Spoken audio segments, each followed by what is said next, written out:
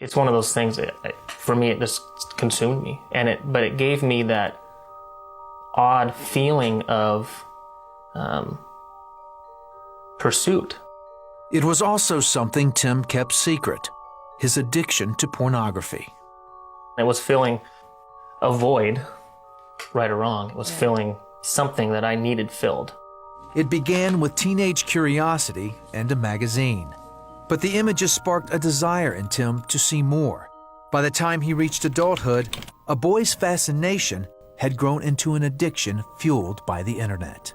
It started slowly, and it was a short period of time and I was fully addicted. Yet no one ever suspected Tim had a problem.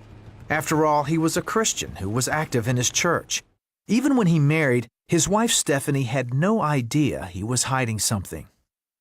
I knew we had some issues, but I didn't think they were horrific by any means. I thought we had a pretty healthy marriage. Tim also traveled for work and as a member of a vocal group. The travel allowed him to indulge in his addiction, but also opened the door to something else he craved, the attention of women. So Tim pursued one affair after another. Later there'd be disappointment, be frustrated with myself, angry with myself. But no, I shouldn't be in this place because I know if I'm here, I'm going to go down this road. And I would. Eventually, Tim and Stephanie had children, but still nothing changed.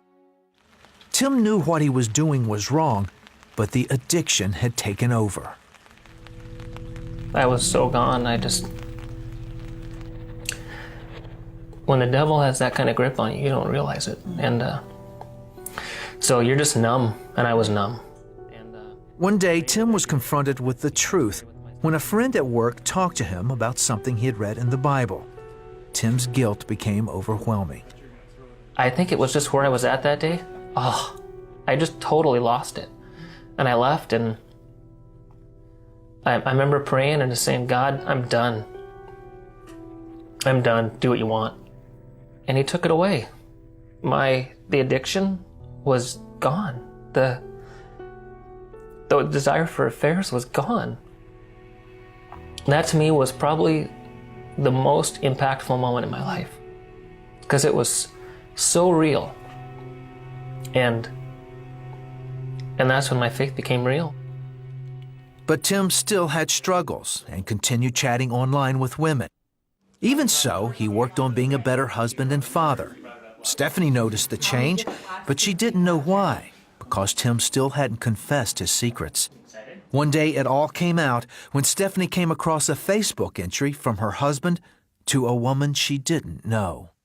I was pretty crushed. I was devastated because that kind of conversation should not have taken place between somebody else and my husband. That's totally crossing the line. The way she reacted to that was absolute disgust for me. And she didn't know the rest of the story. And so I went to bed that night kind of with a pit in my stomach, knowing something was up. And she knew. She knew something was up. It's still hard to talk about. So I just spilled. What do you do at that point? I mean, I just spilled and told her, and she left.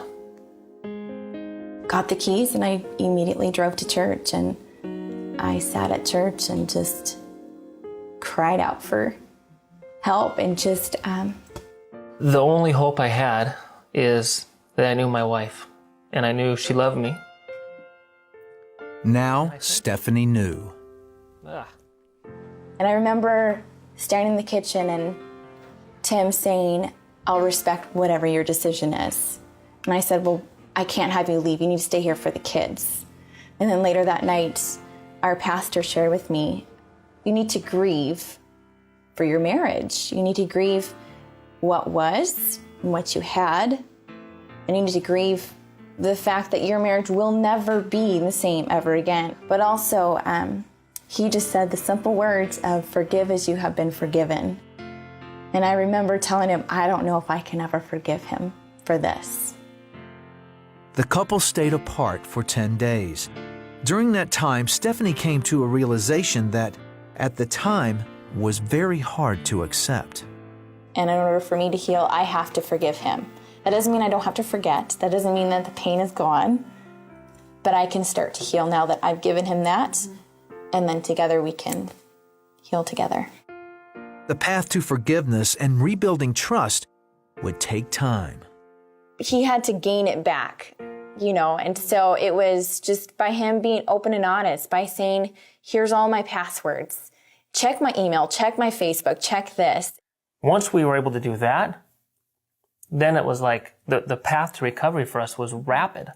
She accepted where I was. She accepted that it wasn't an issue for me anymore, but I needed accountability. You know, by him being honest with me, it made it a lot easier for me to start to trust him. Healing and forgiveness come through God. Without God, I don't know how, I don't think we would be sitting here today. I know we wouldn't be sitting here today. We were taught that Christ had to be the center of the house. And I think that's backwards. I think Christ needs to be center of your life. And if he's the center of your life and the center of your wife's life, he will by default become the center of your house.